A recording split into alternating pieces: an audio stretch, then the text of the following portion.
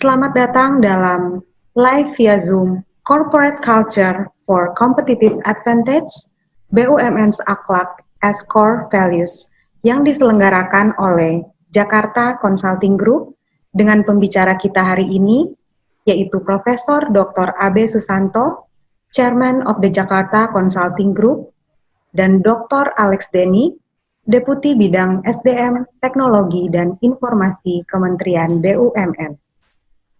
Perkenalkan Bapak dan Ibu, nama saya Marilyn Lengkong. Saya bertindak sebagai moderator untuk live via Zoom hari ini. Seperti yang telah saya sampaikan tadi, bahwa topik yang akan kita bicarakan yaitu mengenai Corporate Culture for Competitive Advantage, BUMN's Akhlak as Core Values.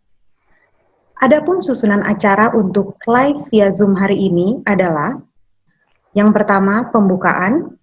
Kedua, penyajian materi oleh para pembicara.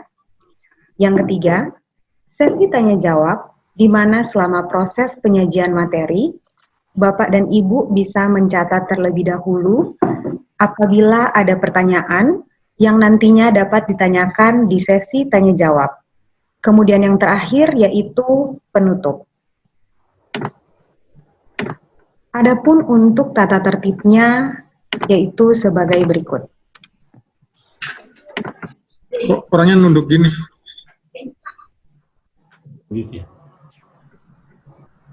Untuk tata tertib live via Zoom hari ini, yang pertama, selama sesi pemaparan materi, peserta diharapkan untuk mematikan suara atau mute mikrofon selama proses webinar berlangsung. Dalam mengikuti diskusi, partisipan memiliki prinsip positif dan kolaboratif. Yang kedua, sesi tanya-jawab. Sesi tanya-jawab akan dibuka ketika moderator mempersilakan. Dan jika Bapak dan Ibu ingin bertanya, dapat mengetikkan pertanyaannya di fitur chat di aplikasi Zoom. Kemudian yang ketiga, feedback. Semua peserta diharapkan dapat mengisi survei mengenai budaya perusahaan. Dengan mengisi survei budaya perusahaan, e-certificate akan diberikan bagi peserta yang sudah mengisi survei tersebut. Jadi Bapak dan Ibu, saya ingin menginformasikan bahwa kami akan memberikan e-certificate dan materi dalam bentuk soft file untuk Bapak dan Ibu yang hadir dalam via Zoom ini dan yang sudah mengisi survei berikut. Nanti saya akan mengirimkan link surveinya melalui chat. Dimohon pada akhir acara, Bapak dan Ibu dapat mengisi link yang akan saya kirimkan nanti. Baiklah Bapak dan Ibu, sebelum kita mulai penyajian materi oleh para pembicara, saya akan memperkenalkan terlebih dahulu secara singkat company profile Jakarta Consulting Group dan para pembicara live via Zoom kita hari ini. Jakarta Consulting Group atau disingkat dengan JCG adalah perusahaan yang telah berdiri selama 37 tahun dan bergerak di bidang konsultasi manajemen, khususnya strategic management. Dengan memiliki goal yaitu, our goal is to assist our clients to achieve theirs, Jakarta Consulting Group memberikan 4 jasa pelayanan atau the pillars of excellence, yaitu consultation, in-house training, executive search, dan executive assessment. Selain itu, fokus bidang JCG atau yang disebut dengan the foundations of excellence antara lain, business transformation, corporate culture, business and marketing, organization development and behavior, human capital, dan quality management. Di Jakarta Consulting Group sendiri, selama usianya 37 tahun ini, telah melakukan banyak konsultasi budaya organisasi dan implementasi pada banyak perusahaan swasta dan BUMN serta kementerian. Berikutnya kita masuk dalam perkenalan para pembicara live via Zoom hari ini, yaitu Profesor Dr. Abe Susanto, Chairman of the Jakarta Consulting Group, dan Dr. Alex Denny, Deputi Bidang SDM, Teknologi, dan Informasi Kementerian BUMN.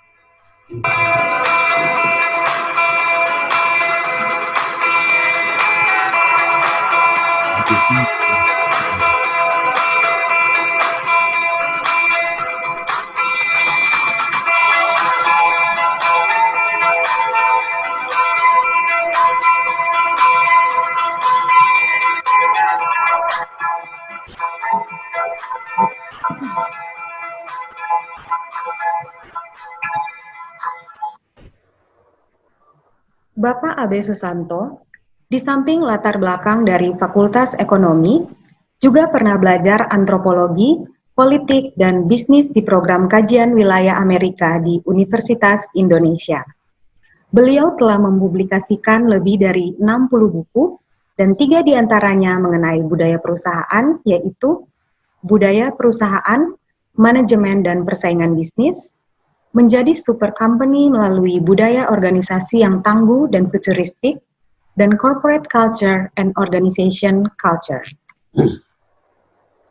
Pembicara yang selanjutnya yaitu Dr. Alex Denny. Alex Denny lahir pada 27 Desember 1968 di Tanah Datar, Sumatera Barat. Saat ini beliau menjabat sebagai Deputi Bidang SDM, Teknologi, dan Informasi Kementerian BUMN. Sebelumnya menjabat sebagai Chief Transformation Officer Dharma Satya Nusantara Group dari tahun 2014 hingga 2016, Chief Human Capital Officer PT Bank Negara Indonesia Persero Tbk tahun 2016 hingga 2018, dan Direktur Human Capital and Transformasi PT Jasa Marga Persero Tbk dari tahun 2018 hingga 2020. Alex Denny meraih gelar sarjana di bidang manajemen agroindustri dari Institut Pertanian Bogor pada tahun 1990, menyelesaikan magister manajemen dari Universitas Atmajaya pada tahun 1997, dan doktor dari Institut Pertanian Bogor pada tahun 2011.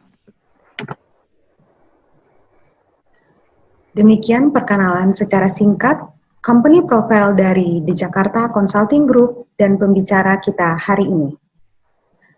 Baiklah Bapak dan Ibu, sekarang kita akan masuk dalam live via Zoom mengenai Corporate Culture for Competitive Advantage, BUMN's Akhlak as Core Values. Waktu dan tempat saya persilakan, mari kita sambut pembicara pertama kita, Profesor Dr. Abe Susanto.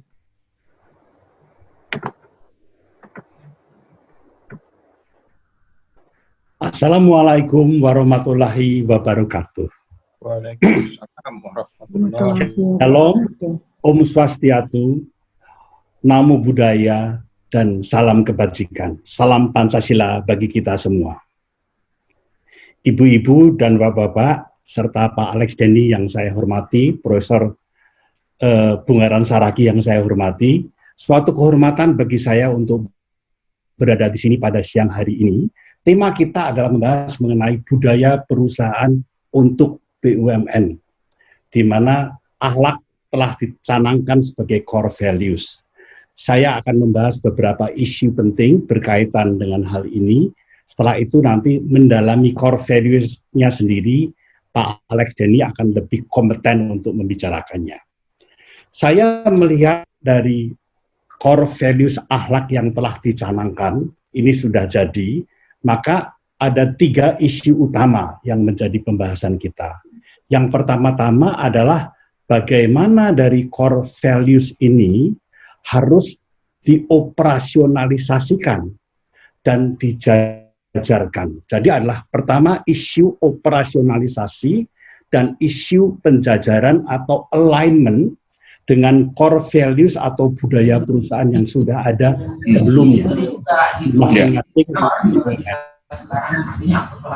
Yang kedua adalah bagaimana kita melihat BUMN yang telah mencanangkan core values ini dalam transformasi sumber daya manusianya nanti menjadi suatu keunggulan daya saing, akan bekerja dalam bentuk lokomotif pembangunan. Kita melihat jumlahnya dari 142 telah dikurangi menjadi 107 dan barangkali masih akan terus turun menjadi 80 katanya, di mana aset yang terlibat dalamnya jumlahnya cukup besar, yaitu sebesar 8.200 triliun. Dan yang ketiga, saya rasa ini yang merupakan jawaban daripada semuanya nanti, adalah bagaimana menjadikan budaya perusahaan dan core values tadi itu memberikan keunggulan daya saing, bukan semata-mata sebagai semangat romantisme belaka. Juga di dalamnya kita melihat bagaimana ingin menjadikan BUMN kita itu menjadi pemain global serta pabrik talenta katanya. Ini hal yang penting. Nah, sekarang marilah kita melihat kembali sebenarnya apa sih definisi dari budaya perusahaan itu. Budaya perusahaan itu sebetulnya kalau kita lihat adalah seperangkat dari core values, seperangkat dari nilai-nilai unggulan yang dijabarkan sebagai pedoman. Pedoman apa? Pedoman arah bertindak, pedoman sikap, dan juga pedoman perilaku dari anggota organisasi di dalam melaksanakan tugasnya sedemikian rupa sehingga nantinya tercapai apa yang namanya organization integration.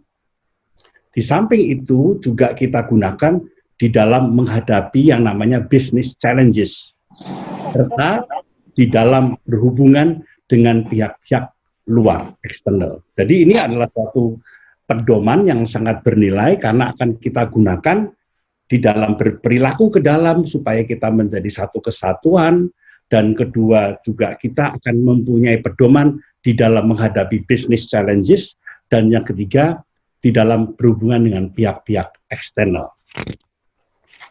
Kita teruskan. Nah, kalau kita melihat buku-buku kuno, acap kali yang namanya corporate culture itu lebih dianggap sebagai suatu identitas diri. Ini loh, kita hebat, ini besar, dan mengapa kita bisa besar, kita menjadi hebat, oleh karena kita punya semacam dalam tanda kutip jimat. Jimatnya apa? Pedoman bekerja kita. Jadi dahulunya dalam paradigma yang lama, itu lebih berupa slogan, mempunyai spirit romantisme yang besar, dan lebih untuk pengukuhan jati diri. Nah, hal ini saya rasa sudah kita tinggalkan, karena yang ada sekarang yang namanya budaya perusahaan harus dilihat pertama kali sebagai alat. Sebagai alat untuk apa? Sebagai alat untuk mengembangkan bisnis. Sehingga konsekuensinya adalah alat ini harus berkorespondensi dengan baik dengan strategi yang ada. Yang kedua tentunya di dalam rangka kita untuk meningkatkan human capital kita. Karena human capital yang bagus itu bukan hanya mereka masing-masing sendiri mempunyai kualifikasi dan pengalaman yang baik, tapi bagaimana human capital ini dapat bekerja sama di dalam dinamika kelompok yang sehat. Nah, yang ketiga yang paling penting, oleh karena itu, ini lalu menjadi mainstay dari competitiveness. Jadi ini menjadi pedoman utama di dalam kita meningkatkan keunggulan daya saing. Ini yang perlu kita ingat kembali berkenaan dengan masalah budaya perusahaan. Nah, berikutnya, ini pertanyaan yang paling krusial. Kalau saya diundang di mana-mana, biasanya para CEO, para dirut-dirut selalu bertanya apakah benar yang namanya budaya perusahaan ini kalau dikelola dengan baik akan memberikan makna nyata pada financial performance kita. Nah, di sini saya menyajikan dua hasil penelitian yang menarik. Yang pertama, yang di sebelah kiri itu adalah penelitian dari Kotter dan Hesketh. Ini penelitian yang dibuat di Harvard, dan ini suatu penelitian longitudinal selama 11 tahun, di mana mereka menemukan dan membagi budaya menjadi dua bagian. Ada budaya yang namanya yang bersifat konstruktif, artinya ini mendorong employee-nya untuk bekerja dengan semangat full potential, dan yang bersifat defensif, yang lebih ya nyantai saja dan agak longgar cara bekerjanya semau-maunya sendiri. Dan yang menarik adalah hasil temuannya. Kalau kita lihat di sini hasil temuannya, maka pada bagian yang pertama, kalau budayanya defensif tadi, dibandingkan dengan budayanya yang konstruktif, maka di dalam 3 komponen yang pertama itu berkaitan dengan masalah revenue, itu perbedaannya sangat signifikan, kurang lebih ini menjadi 4 kali lipat. Kalau ini berkaitan dengan masalah harga saham bagi perusahaan TBK, maka lompatannya cukup tinggi, ini sampai 6 kali kurang lebihnya. 14 kali ya kurang lebihnya. Sedangkan kalau berkaitan dengan masalah revenue, maka atau dengan net income di sini lompatannya sangat berbeda sekali karena ini ratusan kali. Jadi ini yang pertama, dan ini studi ini yang sebetulnya di Indonesia belum ada. Tadi pagi saya masih meminta kawan-kawan dari UPNVJ, di mana saya menjadi guru besar, untuk boleh nanti meminta kepada teman-teman di BUMN untuk melakukan studi yang serupa, untuk melihat apakah benar ada linkages dan linkagesnya seberapa jauh dampaknya. Ini yang pertama. Yang kedua ada dari sebuah buku yang sangat populer yang menjadi bacaan para eksekutif belum lama ini, saya rasa 1 dekade yang lalu, yaitu buku From Good to Great. Ini saya rasa banyak orang sudah membaca. Di sini dikatakan Jim Collins melihat bahwa kenaikan antara perusahaan-perusahaan yang budayanya dikembangkan melalui ide-ide of freedom and responsibility, jadi ada creativity plus responsibility digabung, dengan yang non, maka kenaikannya pun juga mempunyai perbedaan yang sangat bermakna sekali, karena dari $1 harga saham, maka kenaikannya sangat berbeda, yang satu hanya pada sekitar berapa ini, 150, 200, sedangkan yang lain meningkat pada nilai 471, jadi very significant.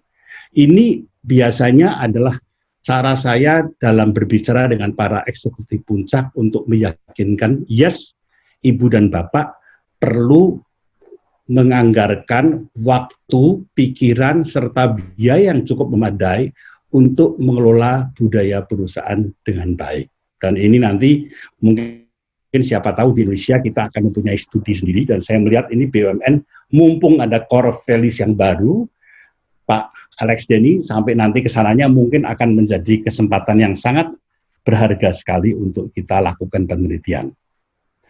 Oke, yang berikutnya lagi. Nah, ini adalah gambar yang menurut saya perlu kita perhatikan, yaitu kalau budaya perusahaan itu saya bayangkan sekarang ini di perusahaan-perusahaan itu banyak sekali orang pandai dan mumpuni, didukung dengan pengalaman yang luar biasa. Sekolahnya pun tinggi-tinggi. Saya sering mengibaratkan sebagai ujung tombak yang runcing. Nah, ujung tombak yang runcing ini kalau tidak kita tata pola lakunya, maka acap kali pada waktu kita mau bergerak ke kanan, katakanlah, itu kita yang bergerak ke kanan hanya sebagian saja. Sebagian malah sebetulnya bergerak ke arah yang berlawanan. Bahkan bisa saling menyodok atau menyakiti sendiri. Nah, kalau seandainya ini kita tata dengan baik, arahnya, ada pedomannya, pedoman dalam perilaku, maka arahnya akan menjadi lebih teratur. Berarti kalau kita mempunyai budaya kerja yang kuat, maka sebetulnya kita akan dapat mengharapkan suatu performance yang tinggi. Ini kan ilustrasinya. Tetapi tidak ada gunanya kalau budaya yang diibaratkan sebagai rantai di sini itu lemah. Jadi kalau budaya yang lemah itu tidak ada artinya, karena ibaratnya tali rafia tidak akan mampu untuk mengikat tombak-tombak yang kuat ini, akan jebol. Jadi oleh karena itu, apabila kita ingin mempunyai budaya perusahaan atau budaya kerja yang baik, buatlah budaya kerja yang benar-benar kuat. Karena itu baru akan memberikan makna, dan di situ kita baru dapat menjadi super company istilahnya. Oke, nah sekarang tiba masanya, karena saya hanya diberi waktu 20 menit, tiba masanya bagi kita untuk berbicara mengenai core values dari BUMN yang kita bentuk dengan nama akronim akhlak ini. Intinya, proses sosialisasinya sudah dimulai. Tetapi yang lebih penting lagi nanti adalah apa yang kita sebut dengan nama proses internalisasinya. Karena ini kita akan bergerak dari sekedar apa yang namanya a body of knowledge. Ada kalimat-kalimat, ada buku kecil, tetapi bagaimana masalah pengalamannya di dalam pengamalannya di dalam pekerjaan kita sehari-hari, itu adalah masalah lain, di mana nanti body of knowledge tadi akan menjadi acquired behavior, menjadi perilaku yang telah kita miliki dan kita amalkan dalam pekerjaan sehari-hari. Jadi ini isu utama kita adalah bagaimana menggerakkan dari a body of knowledge menjadi acquired behavior.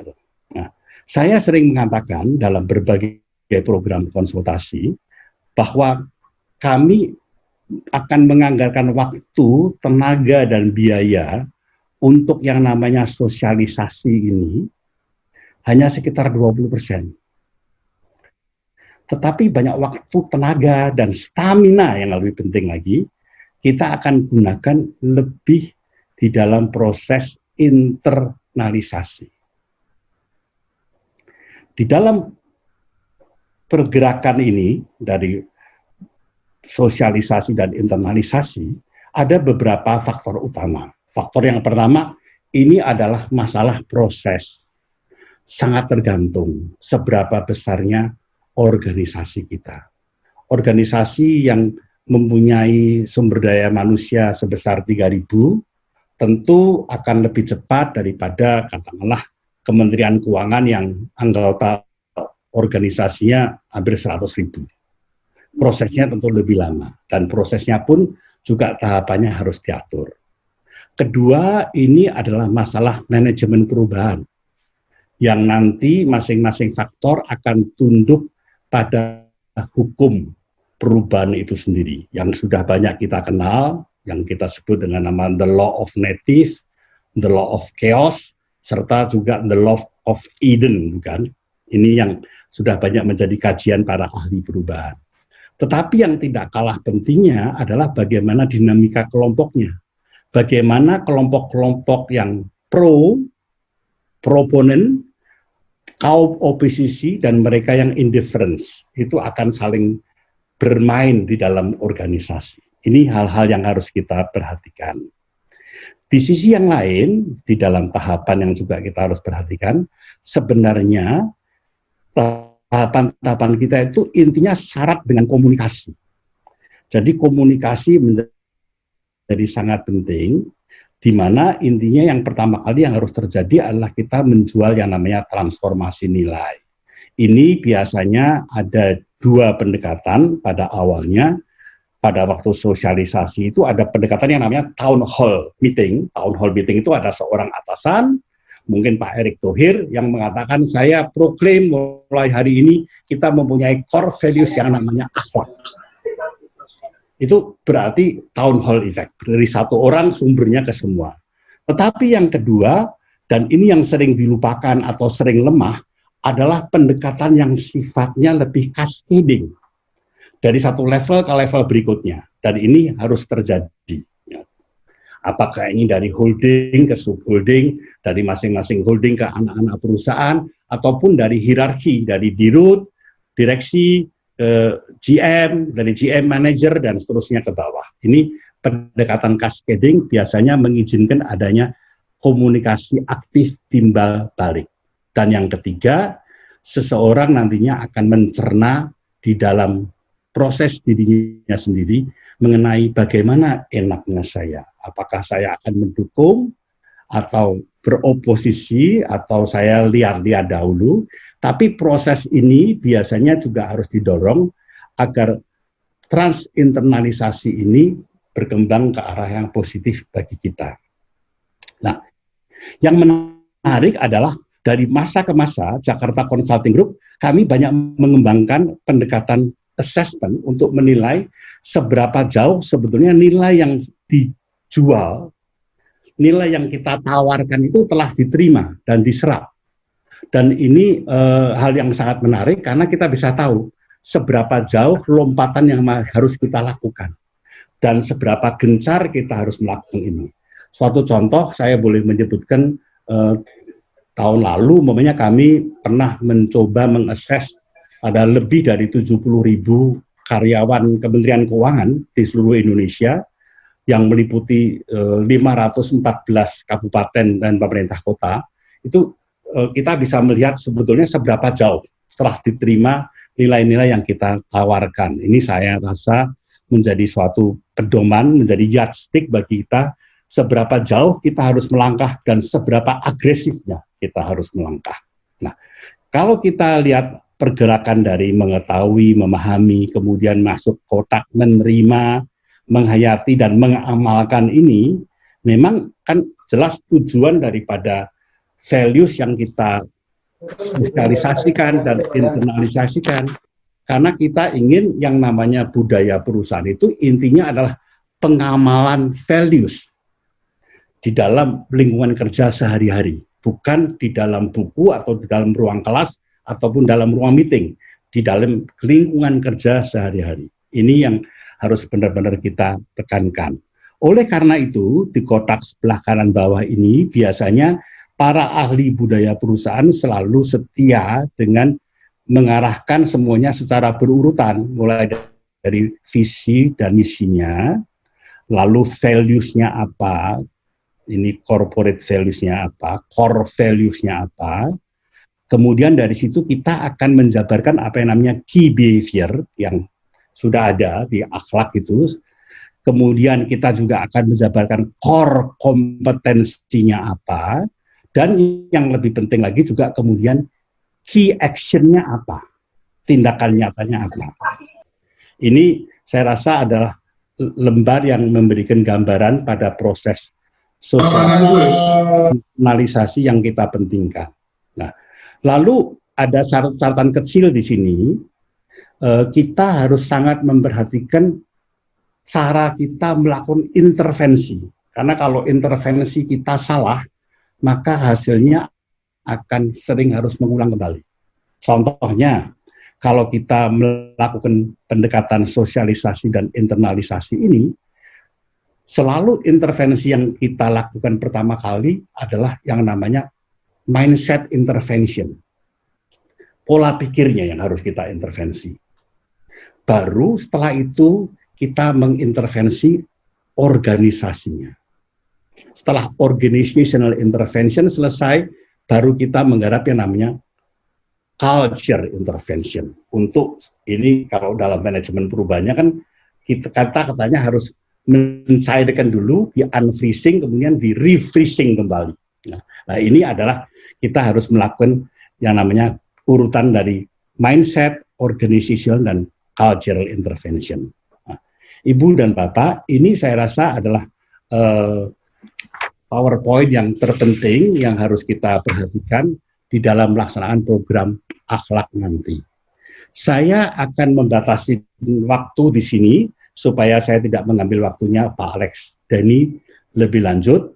Di sini sudah ada berikutnya mengenai tujuan daripada transformasi human capital yang kita miliki juga, tapi ini saya rasa akan menjadi porsi dari Dr. Alex Denny. Saya berhenti dahulu sampai di sini. Terima kasih.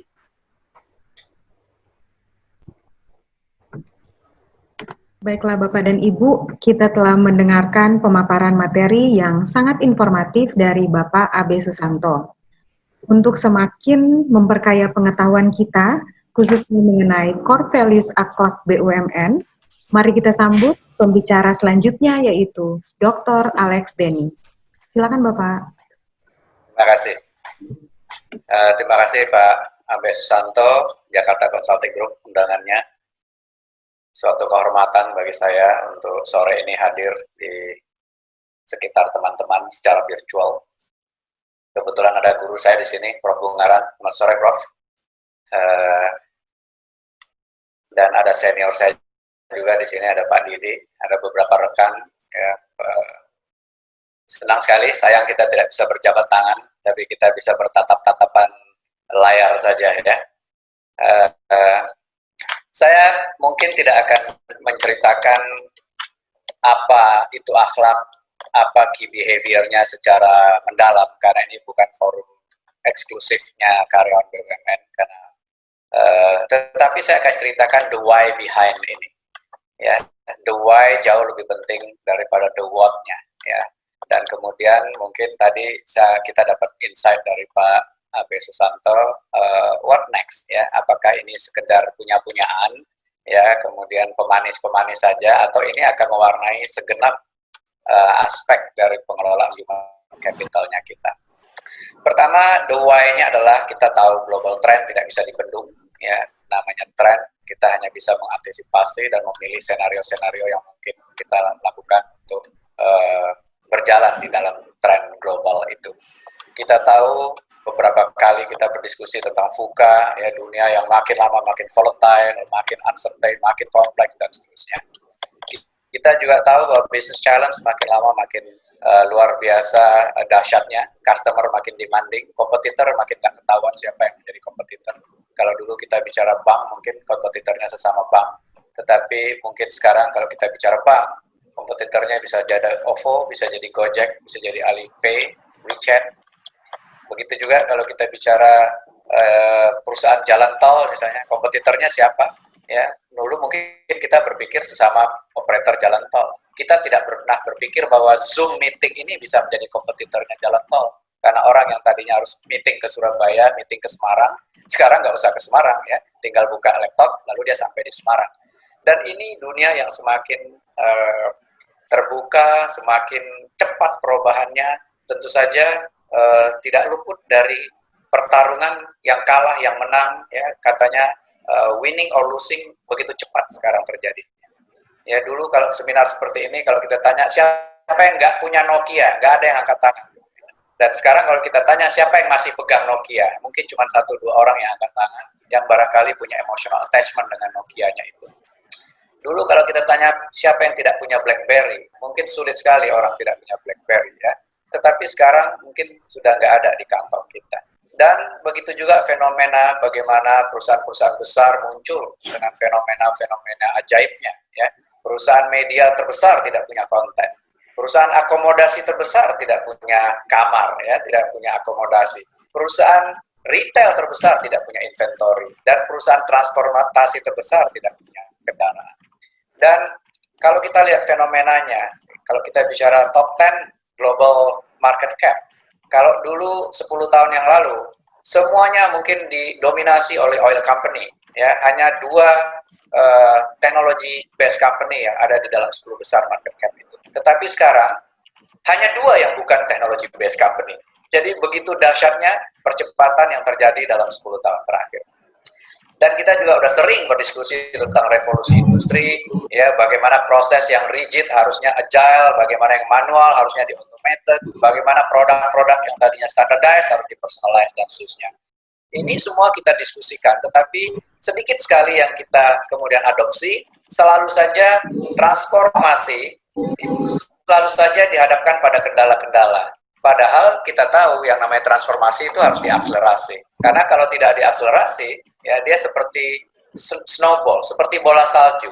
Kalau kita kick off bola salju dan dia tidak menggelinding, maka dia akan mencair lebih cepat daripada menggelindingnya. Kemudian dia meleleh. Nah, kemudian transformasi berikutnya membutuhkan effort yang jauh lebih besar untuk create bola salju yang baru.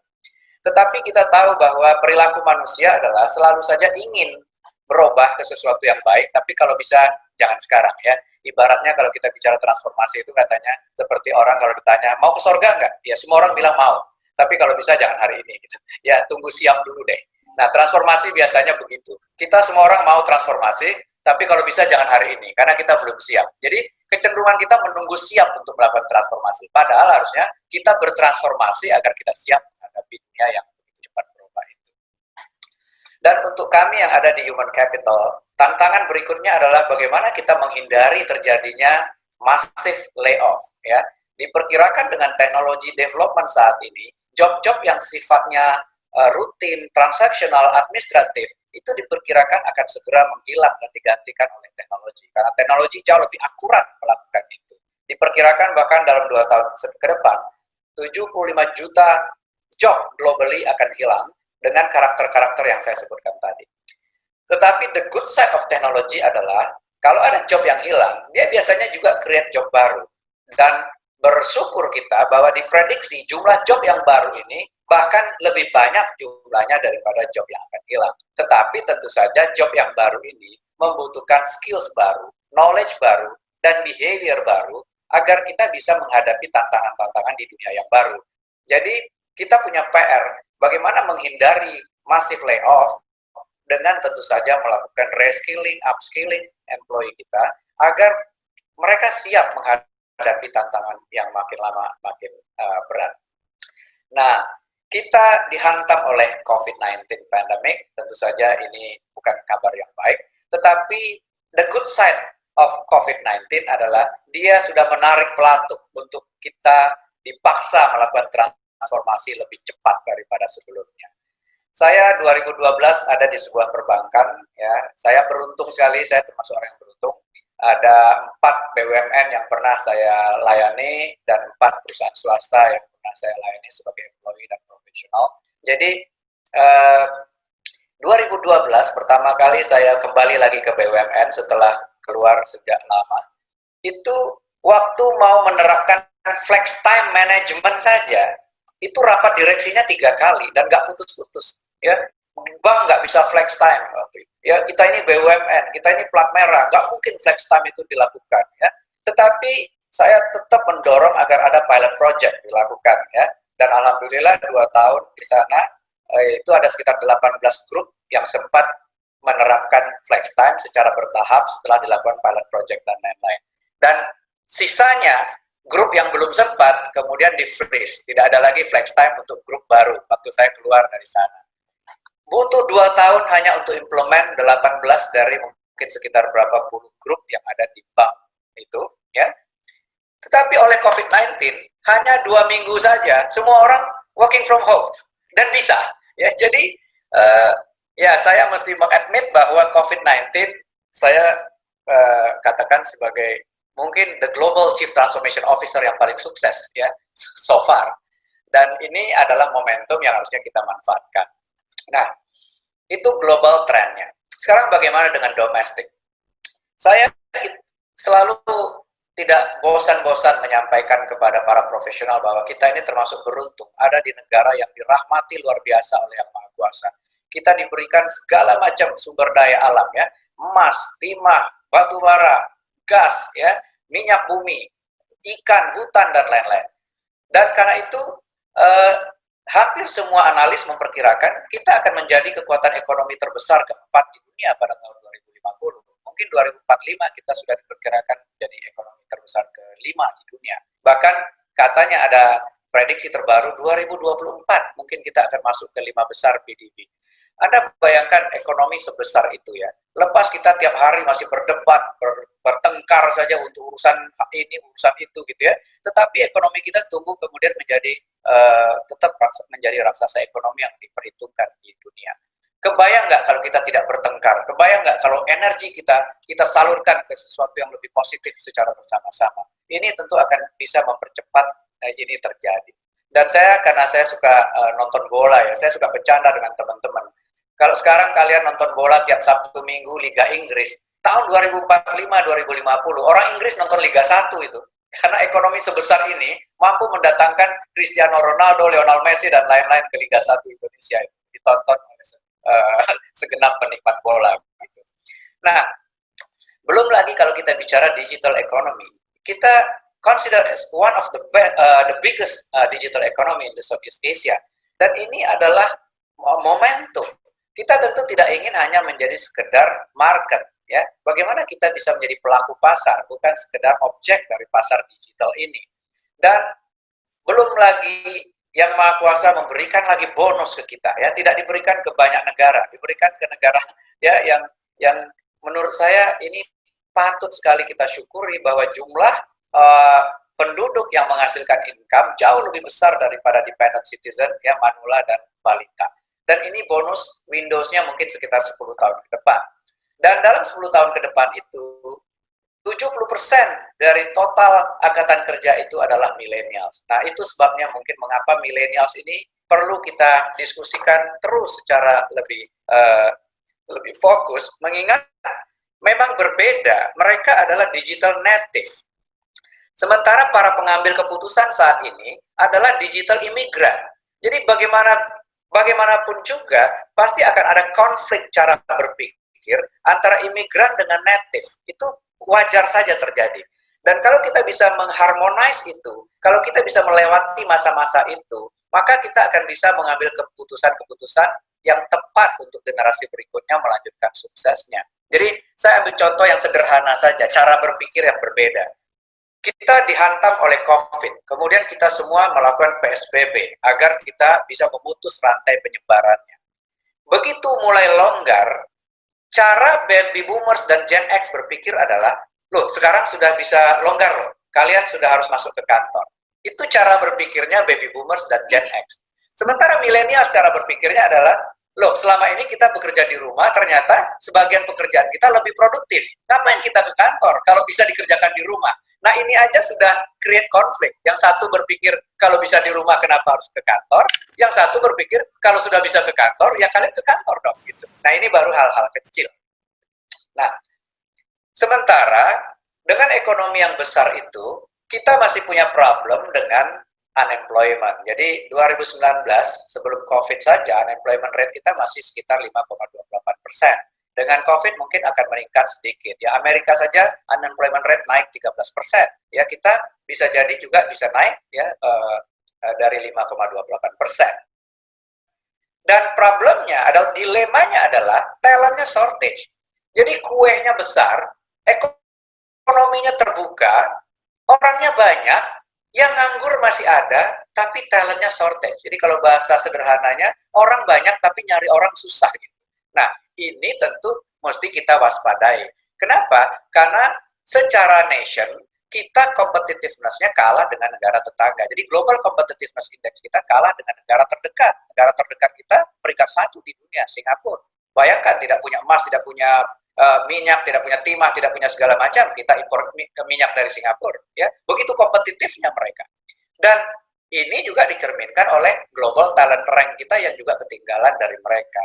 Jadi kue kita besar dan berpotensi untuk besar sekali, pintunya kebuka, ya, tetangganya lebih kuat, lebih jago silatnya dari kita. Kita nggak bisa melindungi kue kita itu, makanya jangan heran kalau nanti kuenya dipotong, dibawa keluar, dipotong, dibawa keluar, atau mereka datang, potong kue di dalam, makan sendiri di dalam, begitu. Nah, ini tentu kita tidak harapkan. Kita tentu berharap bangsa ini, ya, menjadi tuan rumah dari negaranya sendiri dan menikmati pertumbuhan ekonomi. Karena itu sudah sangat tepat menurut kami, satu dari prioritas utama pemerintah dalam 5 tahun ke depan adalah mengakselerasi pengembangan SDM menuju era teknologi tadi. Dan ini pula lah yang kemudian dirujuk oleh Pak Menteri untuk memilih priority di Kementerian BUMN, ya, untuk mendukung 5 priority dari Presiden kita. Nah, business model, nggak bisa kita lakukan business model as usual. Karena kalau dengan business as usual sudah terbukti kita ketinggalan dari negara-negara lain bicara competitiveness-nya. Karena itu BUMN diharapkan oleh Pak Menteri melakukan inovasi-inovasi di bisnis model. Karena eranya teknologi, kita diharapkan membangun kapabilitas di dalam konteks teknologi leadership. Jadi ini berlaku untuk semua BUMN, bukan hanya BUMN yang saat ini dikenal sebagai BUMN yang berbasis teknologi, karena teknologi apply to all industry. Kemudian investment. Selama ini BUMN itu mungkin dulu peribahasanya banyak anak banyak rezeki. Jadi bikin anak, bikin cucu gitu, anaknya ratusan, cucunya ratusan. Tapi yang profitable bisa dihitung dengan jari. BUMN kita tadi disampaikan oleh Pak Abe dari 147 jadi 114, jadi 108, sekarang 107. Tetapi yang profitable significantly hanya 15 BUMN. Dan Pak Menteri berkali-kali menyatakan, ya, hanya 3 sektor utama lagi, sektor finance, sektor telco, dan sektor migas. Dan 3 sektor tadi adalah sektor yang rentan oleh disrupsi. Banking rentan sekali dengan fintech, dengan teknologi disruption. Telco rentan sekali dengan pertarungan teknologi. Dan migas rentan sekali dengan cadangan yang habis. Karena itu perlu kita lebih memastikan investment kita taruh di tempat yang memang return-nya optimal bagi grup. Nah, selama ini dia makin jauh dari core business. Maaf, saya pernah di perusahaan jalan tol. Ya, oke, perusahaan jalan tol bikin anak usaha. Maintenance jalan tol masih relevan. Maintenance jalan tol butuh aspal, lalu kita beli pabrik aspal. Nah, mulai jauh. Lama-lama kalau beli pabrik aspal, mesti beli truk untuk logistik aspalnya. Makin lama makin jauh gitu. Nah, itu dulu perilakunya seperti itu. Ada BUMN kita yang manufacture, ya, sebut saja misalnya Krakatau Steel. Jelas, ya, industri baja. Lalu mereka mengimplementasi ERP.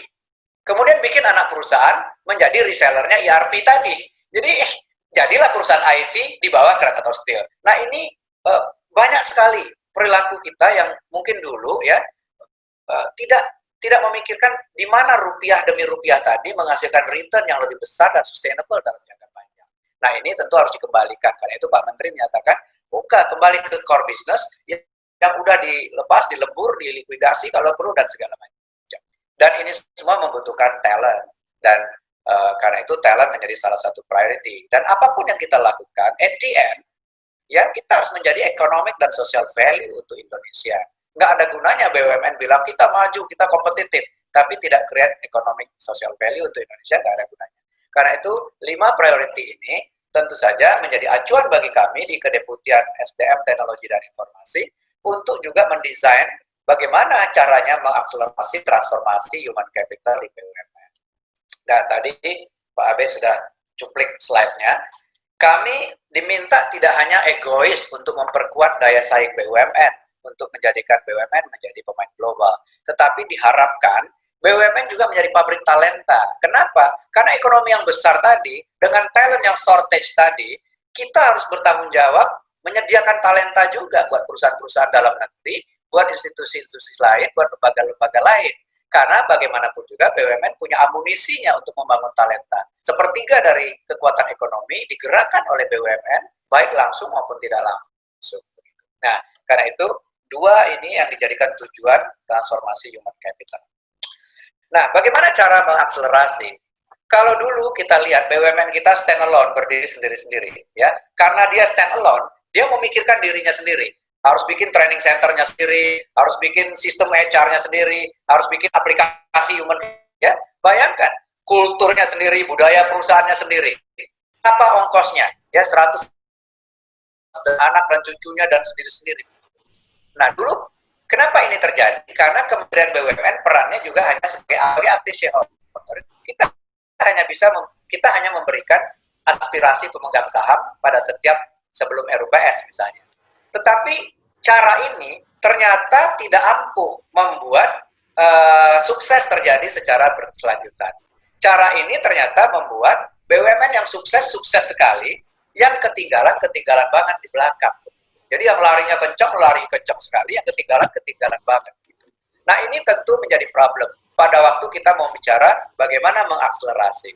Ya, salah satu cara akselerasi tentu saja talentnya bisa nggak dipindahkan ke tempat itu untuk mengakselerasi. Kalau talentnya dipindah, kulturnya sama apa tidak? Kalau kulturnya berbeda, ya bagaimana dia bisa mengakselerasi itu?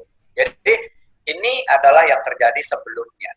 Karena itu sekarang yang kita lakukan adalah bisnisnya dikonsolidasi dalam bentuk subholding dan cluster-cluster.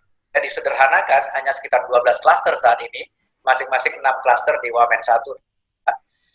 ke cluster-cluster tadi, tentu dipikirkan bagaimana simplifikasi kembali ke core dan value chain, kemudian ekosistem yang bisa dilakukan untuk create value dan economic value buat Indonesia tadi. Pada saat yang sama, untuk human capital, peran kami yang tadinya sebagai active shareholder, kami rubah menjadi strategic architect. Jadi arsitektur human capital sekarang didesain di Kementerian BUMN.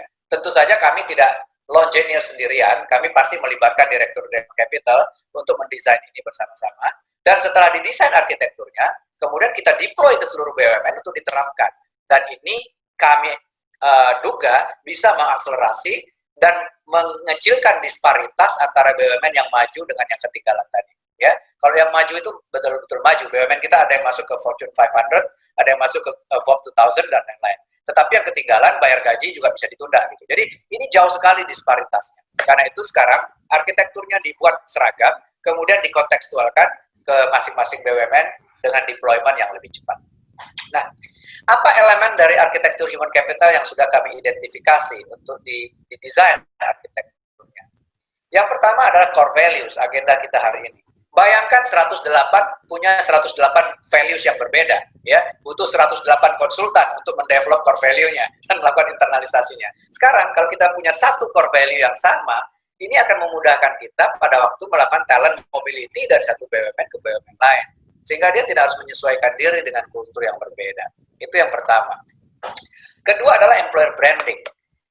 Talent seperti apa sih yang kita attract untuk masuk ke BUMN? Apa yang kita tawarkan kepada mereka dan ekspektasi apa yang kita minta dari mereka? Dan ini ternyata relatif ketemu benang merahnya juga. Talent-talent yang bergabung ke BUMN adalah talent-talent yang mencari ruang untuk belajar, adalah talent-talent yang mencari ruang untuk berkembang, dan adalah talent-talent yang ingin berbuat sesuatu untuk negara ini. Itu benang merahnya ketemu. Jadi kalau ada talent yang masuk ke BUMN ingin kaya cepat, salah masuk itu dia. Ya, kalau mau kayanya cepat, jadi entrepreneur, bikin startup. Jadi kalau Anda mau ada proses natural untuk tumbuh, berkembang, dan berkontribusi, insya Allah hidup di BUMN tidak melarat kok. Ya, saya setiap kali ada panggilan ke BUMN, saya ikut ke BUMN. Sudah 4 kali saya pindah dari BUMN yang satu ke BUMN yang lain, ya, dan 4 swasta. Artinya ada orang-orang yang memang ada calling-nya kok untuk masuk ke BUMN, untuk berbuat sesuatu bagi bangsa ini. Nah, employer branding ini juga akan kita create generic employer branding-nya, sehingga janji dan ekspektasinya relatif seragam dari seluruh BUMN. Elemen yang ketiga tentu saja talent dan succession management. Kalau bahasanya aja beda-beda, cara mengklasifikasikan talentnya berbeda-beda, bagaimana mungkin kita bisa menyatakan talent ini lebih bagus daripada talent di BUMN sana? Karena itu kita akan desain juga model talent management yang seragam, yang kemudian dengan bahasa-bahasa yang sama, sehingga kita bisa permudah talent mobility-nya. Learning, bayangkan setiap BUMN punya learning center sendiri. Ya, kita punya bank ada 4 saja Himbara, 4-4-nya punya learning center, punya kurikulum yang sama, dengan kadang-kadang konsultan yang sama, tapi bayarnya 2 kali. Ya. Jadi ini saja banyak yang bisa kita sinergikan. Dan belum lagi kalau kita bicara reward dan performance. Dengan disparitas yang jauh tadi, BUMN yang kaya mampu membayar karyawannya mahal sekali. Tetapi BUMN yang ketinggalan, gajiannya aja kadang-kadang masih tertunda-tunda dan dicicil-cicil begitu.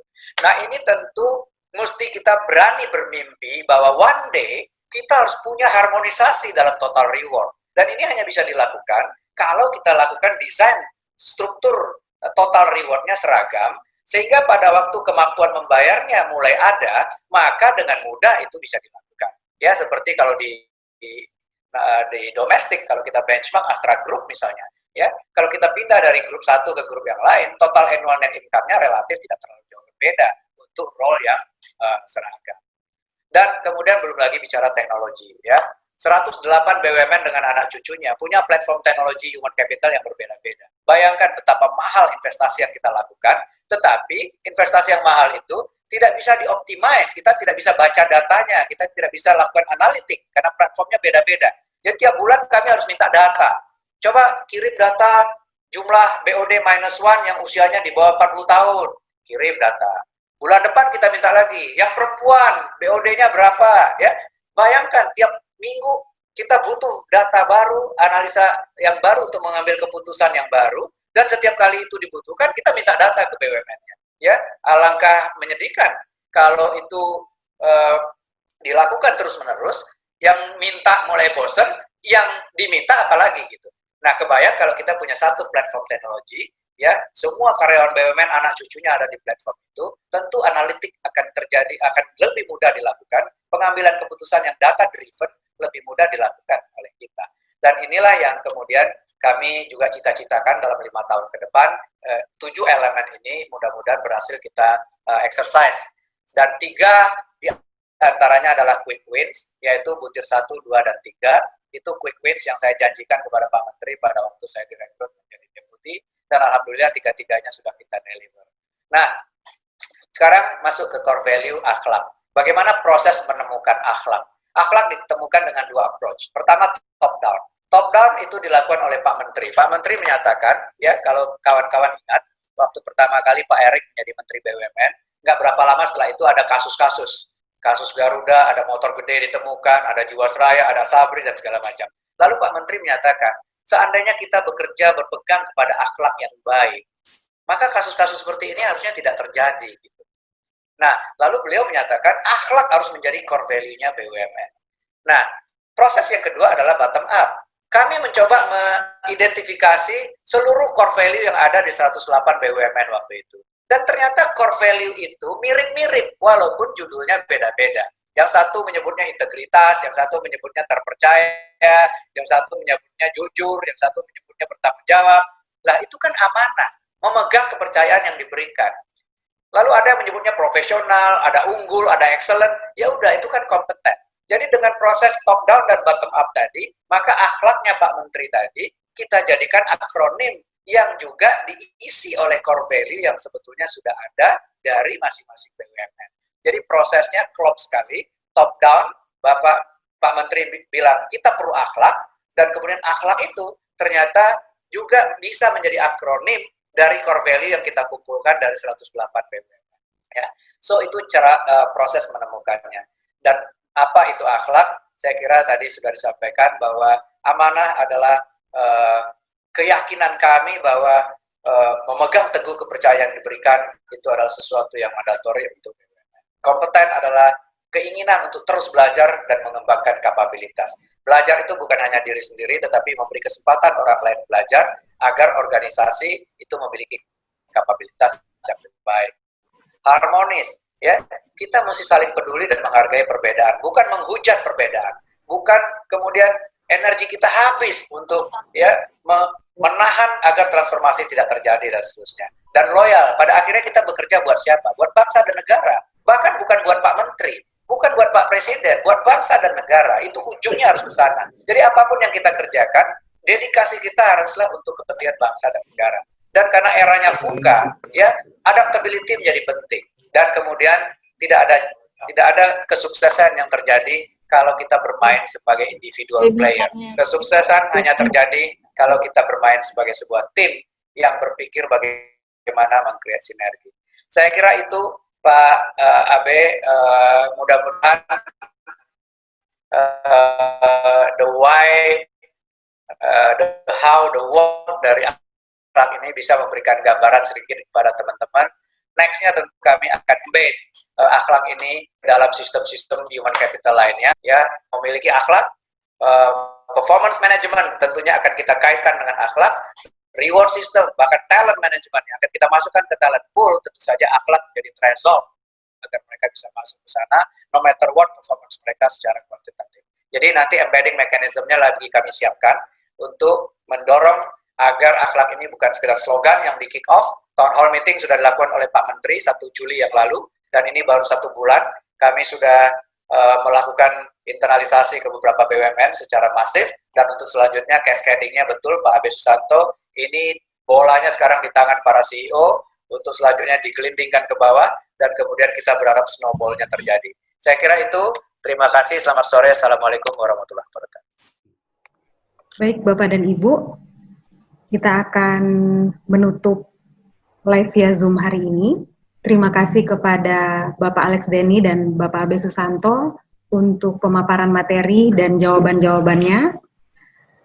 Apabila Bapak dan Ibu masih memiliki pertanyaan kepada para pembicara, dapat mengirimkan pertanyaannya ke info@jakartaconsulting.com Dan jangan lupa tonton kembali live via Zoom hari ini di akun YouTube kami di Jakarta Consulting.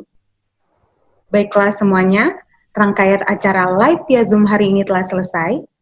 Terima kasih kembali saya ucapkan kepada Bapak Abe Susanto dan Bapak Alex Denny sebagai pembicara hari ini, dan kepada Bapak Ibu sekalian mewakili Jakarta Consulting Group. Sebelum kita akhiri acara hari ini, kita akan foto bersama dulu. Dimohon kepada Bapak dan Ibu untuk mengaktifkan tampilan videonya, karena kita akan foto bersama. Ya, Bapak dan Ibu mohon mengaktifkan tampilan videonya, karena kita akan foto bersama untuk kenang-kenangan. Kita akan foto sebanyak 4 kali, Bapak Ibu. Ya, foto yang pertama. 1, 2, 3.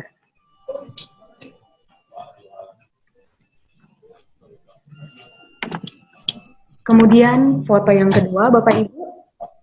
1, 2, 3.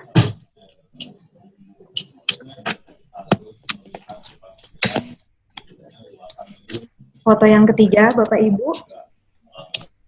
1, 2, 3.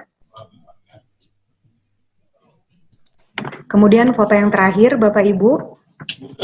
1, 2, 3. Ya, baik, terima kasih Bapak dan Ibu atas partisipasinya. Sampai jumpa di live via Zoom berikut. Terima kasih Bapak dan Ibu. Terima kasih semuanya.